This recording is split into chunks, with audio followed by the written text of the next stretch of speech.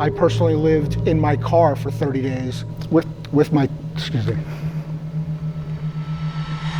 A lot of people died because they stayed in their house and had no escape. It changes everything about the way you look at life, everything.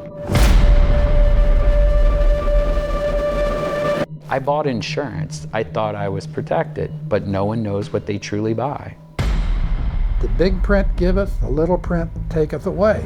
They look at the big print, which is the number. My house is insured for $100,000. I want $100,000. Wait a minute. You didn't read the fine print here. Money talks in Tallahassee, but it talks in Washington too. I'm sure it talks in every other state capital in the United States as well. It has to, because common sense should prevail, and it doesn't.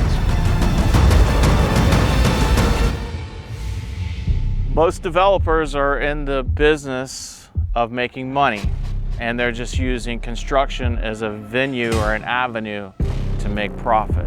So I think by allowing builders to build products to suit the purchaser rather than to suit the environment, I think it's a dangerous game, and people are trained to buy that, and they're not buying a good product.